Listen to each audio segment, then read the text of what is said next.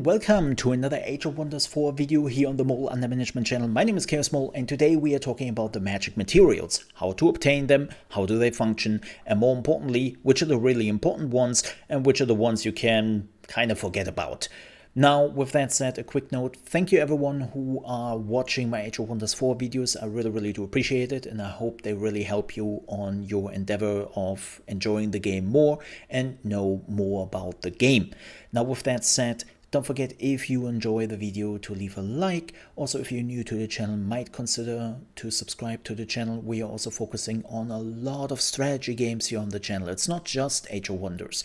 Everything which is basically strategy will kind of show up here on the channel. I do deep dives, I do reviews. So if you love strategy games like me, don't forget to subscribe. Also, if you think this video is helpful, make sure to share it with other people. Now, with that said, enough chit chat, let's get into the whole topic of how to obtain magical materials and what they are doing. I might sometimes say magic resources because my brain is stupid, but it is the same thing. Just a quick note if I'm not noticing that.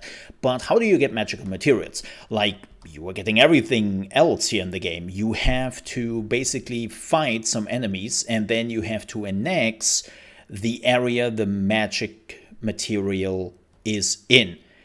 Do you need a city for that? No, an outpost is completely enough. You can see it here. I have just an outpost here, right? And I got the magical material Arcanium ore. So you do not need a city to actually get the magic material. But what is the magical material? Well, if you have played any of the Civilization games, and I know a lot of you have because, well, Civ, even if you don't like it, is one of the biggest, if not even the biggest 4X game out there, and a lot of people have played it. So it is the same thing like the luxury resources in Civilization. They're doing the same thing, they have the same effect, and they are mostly working in the same way, gameplay mechanic wise, like the luxury resources in Civ. So if you remember what that does, then you know already quite a bit about the magical materials. But for everyone who hasn't done that, let me explain. So magical materials will always give you some instant resources. Like the Arcanium ore is giving you mana, and it's giving you also the building resource. I always forget the name of it. The production. Damn, I call it building resources. It is production. And they're giving you immediately production when you annex this territory. But because they're magical materials, they have a unique global effect. And this one is reducing the hero recruitment for units by 25%. So if you are building a unit and you have to speed it up, you can basically X the cost by 25%, right? So you don't actually have to pay that much. And yes, that stacks with other effects who are also giving you minus 25%. So you can actually stack them with like some of the wonders. And now you might say, okay, so what if I have the same magical material twice, like the Arcanium ore you can see right here in the overview? Do I now get 50% cheaper units? And the answer is, like in Civilization, no. No, you do not. You do not get the global effect twice. Sorry, that doesn't work. What you do get twice are the resources, right? So let's say you have the Arcanium ore and you are getting the production and the mana, and you have that twice. You will get this twice. There's what you are getting double. You do not get the global effect double. Okay, so what am I doing with that then? Well, the answer is, like in the Civilization games, you are trading them. You are actually going to another ruler and you offer some trading.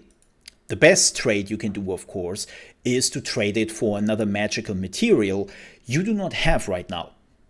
So if you know that somebody has double a resource you do not have, try to trade with them, because then you can actually get the effect. Very important, If you are trading a resource, you have double.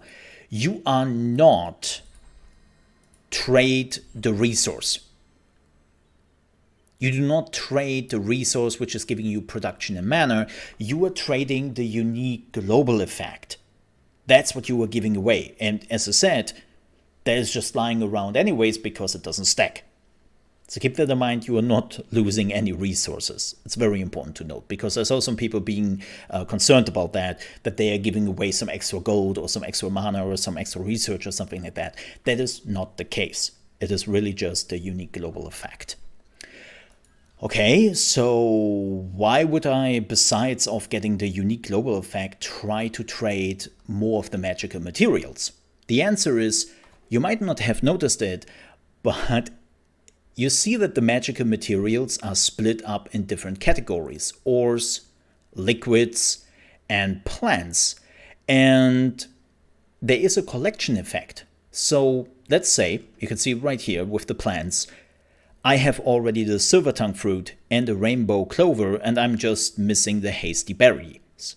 If I'm now getting the hasty berries through conquering, through building an outpost, or through trade, I would get the collection effect Imperial Essence, which is giving me 10 Imperium income per turn, as long as I have all the 3 resources together. And you can see that here with the Cosmos Elixir and also the Rings of Binding. So just hover over them and get that information. I know a lot of people have missed that because the game is not very forthcoming with that said information. Now, are those collection effects super important? No. At least not in my opinion. Like, what you are getting here is really nice to have. And if you have the opportunity to finish up and fill up the collection, do it. Absolutely. Do you have to hunt for them? Do you really have to get them? No, not really. Not really. They're nice to have, but I would never check out the whole map if I can find the last resource, or even start a war with a neighbor just to get that collection effect. It's really just basically as a compliment by the game. Like, hey, look at that. You found all the 3 resources of the liquids. Man, good job. Here's a little bit of extra resources, right? It's nothing too concerning. So the next big question is, of course, which are the magical materials I really have to get? Which are the must-have in this game, and which are forgettable? Now, with that said, a few notes here. First, this is what I have been figuring out for myself. I have been researching a little bit. There is a lot of personal opinion here, but I always try to understand the situation most players are in, and that is war. In the end, there is war in this game, and this is how I see a lot of the magical materials in the game. Do they help me to push my war effort, to make me stronger in a direct competition with the other players, right? So that you can understand my reasoning why I would give you the list I'm about to give you regarding to which magic materials are good and which one are kind of forgettable. Now, of course, depending on your situation, your play style, what you're looking at, things might change. But the magical materials I see as very important are Arcanium ore. Again, her recruitment for units is 25% cheaper. That is 25% less gold you have to pay. And as I said, you can stack that with some other effects. So you can make it much, much cheaper for you, and you can build an army much faster if you have to. Focus crystals. Personally, 10% more experience is what the units are gaining. Nice to have, but really not a big deal. I'm sorry, it's really not a big deal. And I wouldn't do much to get a focus crystal. If you get a focus crystal at some point, nice, neat, but nothing I would hunt for. Fireforge stone. Units cost 20% less draft. This one is an absolute must-have for me. Well, must-have in the way of can you get it, right? This is always something you have to keep in your mind. Can you get the resource? Should you start a war over this resource? No, absolutely not. I never had the feeling in all my playthroughs I already had that, oh man, I had the Fireforged Stone. This totally pushed me over the edge to dominate the world. Or damn, I didn't have the Fireforged Stone this round. This was completely useless and this is why I lost. Never had that, but it is such a nice thing to have because literally every unit you produce will cost 20% less draft. And that is a very, very nice thing to have and speeds up a lot of the production by 1 or sometimes even 2 turns, right? So Fireforged Stone, definitely something you want to look out for. Now let's talk about liquids. Archon Blood, combat casting points. Yeah, if you are a caster in combat and you use like a lot of combat spells, which are very expensive, having another 20 combat casting points is nice to have. If you're not really too much of a combat caster, I would say this is neglectable. Astro Dew, world map casting points. I like this one. I like this one because it just allows you to cast a lot of your world spells, sometimes a turn faster than you need be. Like let's say you have 20 world map casting points at the beginning, and the spell you were trying to cast cost 40, so it would take you a whole turn till you can actually cast a point, the spell. Now with Astro Dew, you can cast it immediately. It's a really nice thing to have, and I like to get that if I can. Tranquility Pool, researching spells cost 10% less knowledge, and they also give you quite a bit of knowledge. Nice to have. Whenever you can acquire it, I mean, that's 10% less resources you need for your research. And you can move faster through the tomes.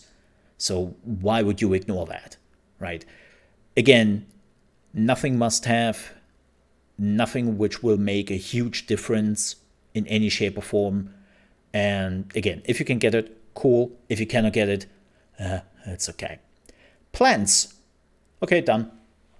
No, seriously. Unfortunately, all of the plans are, in my opinion, pretty useless. We have the haze berries. Founding, migrating, and absorbing city takes 2 less turns. I never had the moment where I thought, oh man, if I could have just quickly found, migrate, or absorb a city at this point. Never did anything for me. Silver Tongue Fruit. Whispering stones grant 1+ allegiance. Yeah, whatever. 100% or 100+ relations with 3 cities and rulers. Now this is nice to have if you don't want to be the warmongering warlock who is trying to completely eradicate the world, but it is so easy to get relations with literally everyone, even the people who hate you technically, that I don't really see the reason for this. I really don't. So unfortunately, I have to say all the plans are forgettable. Like they're not doing enough. At least when it comes to the magical materials you are getting out of them. When it comes to the resources, there are some nice ones like the rainbow clover, right? Gives you Imperium and gives you happiness in the city. That's a nice thing to have, right? But for the special, unique global effects, none of them will make really a difference. So, yeah, get Arcanium Ore, Fireforged Stone, and depending the liquids on what you need, but Astro Dew is definitely a thing I like to have. Not must have, but I like to have.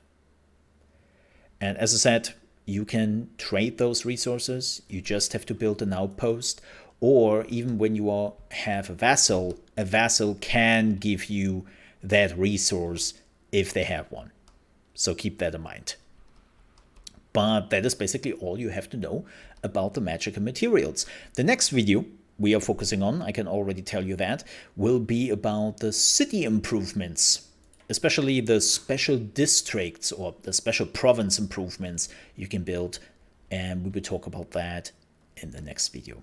But with that said, thank you so much for watching. Don't forget to leave a like if you enjoyed it. Also, if you still have some questions or some comments, well, leave them down below in the comments. But remember, blah, blah, be nice to each other. I would appreciate that. And with that said, I'll see you next time. Stay safe.